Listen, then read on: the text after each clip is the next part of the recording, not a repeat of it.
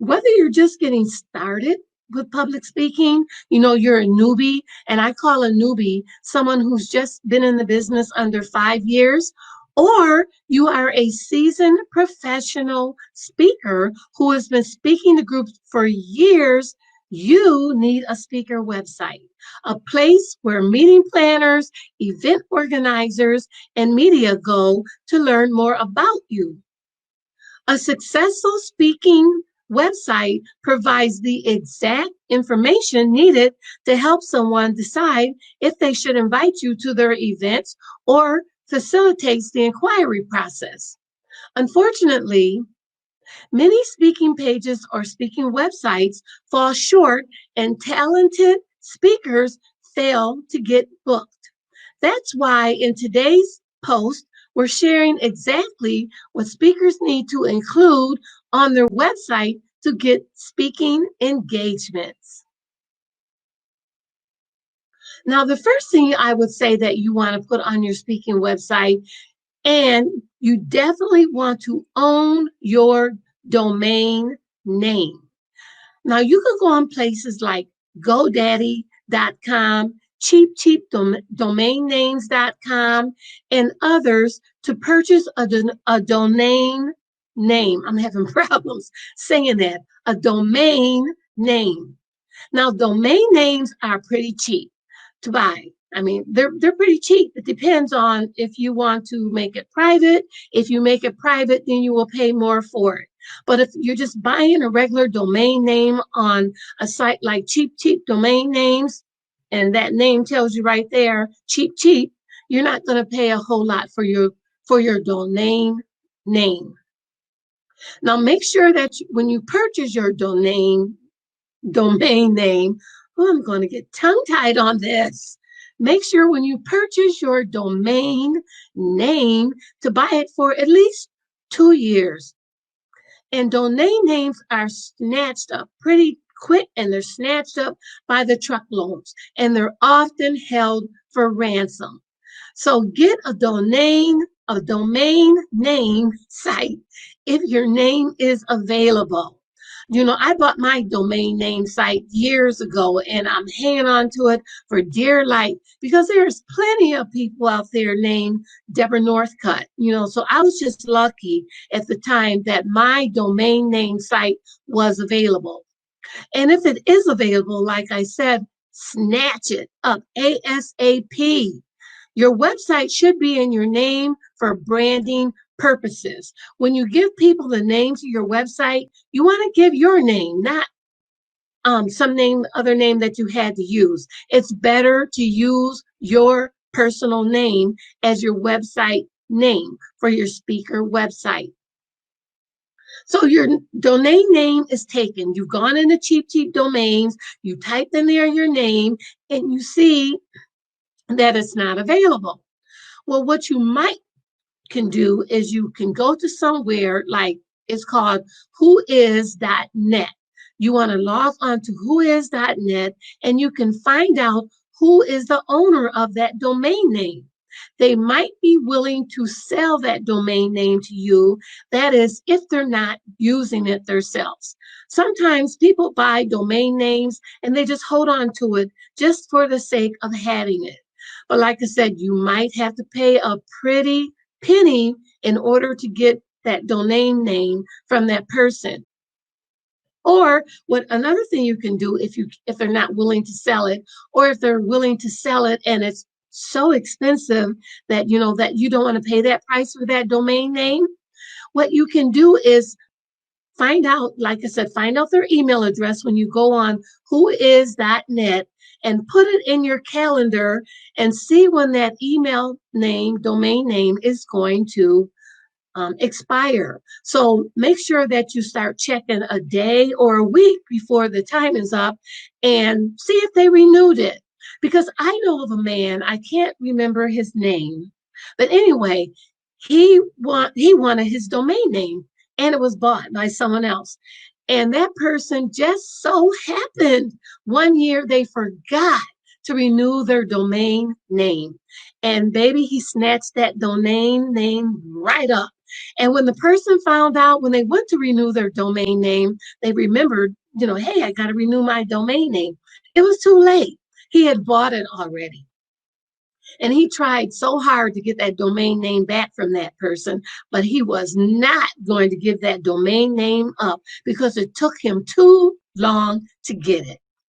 Now, another thing you want to do is you want to make sure that your site has clear messaging. And I see that someone has joined me. I can't see your name, who's joined me, but thank you for joining me. Like I said, make sure that your site has clear messaging.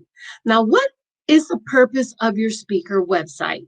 Is it to get booked for speaking engagements, or is it to sell books? You need to be clear, very clear on your messaging.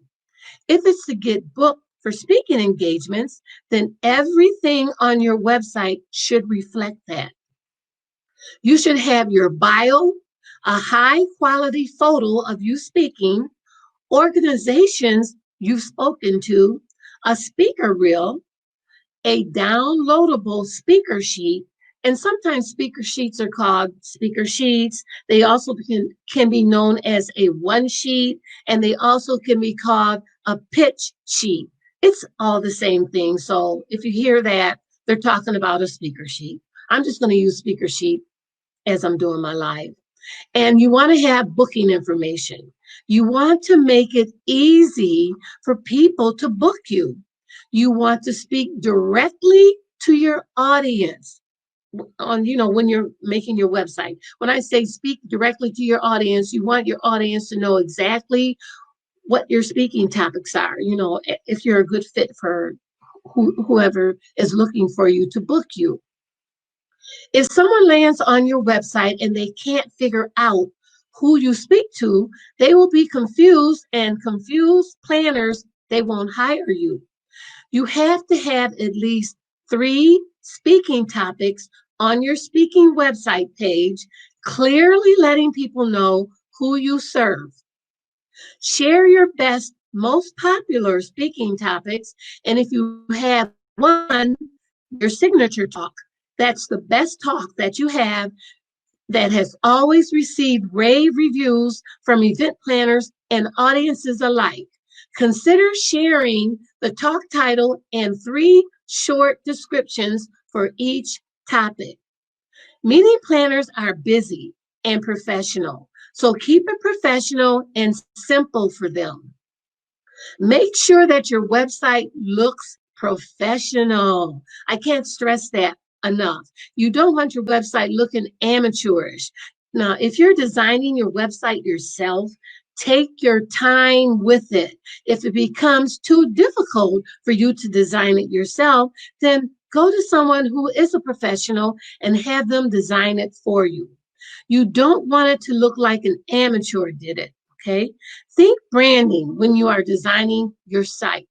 Your colors, your fonts, your pictures should all have the same look and feel of all your other collateral, like your business cards or your flyers that you hand out.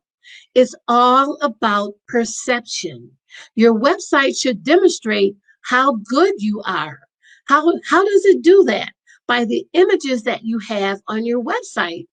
Images of you speaking in front of an audience, showing how other people react to your other events. All of your images need to be very good. That includes your videos and your thumbnails. And your website is a living document.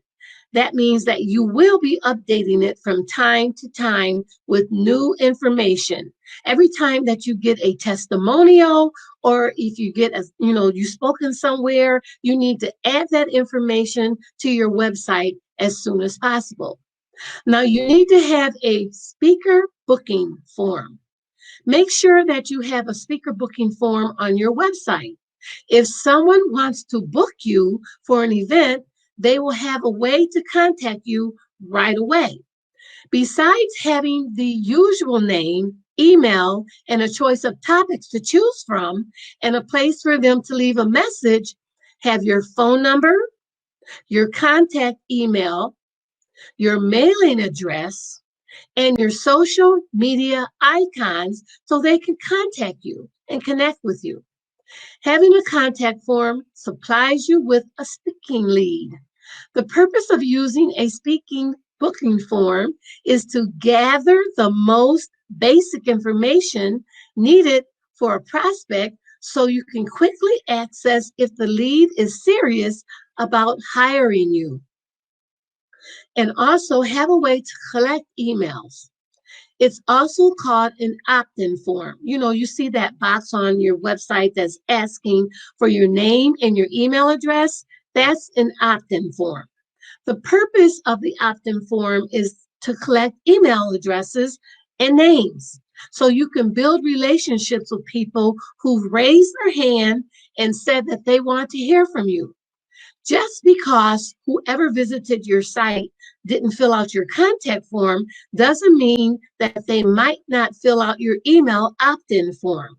So make sure that you are giving away something juicy and something that people are interested in. Give more ways than one for people to stay in contact with you. Make sure that your opt-in form is all over your website.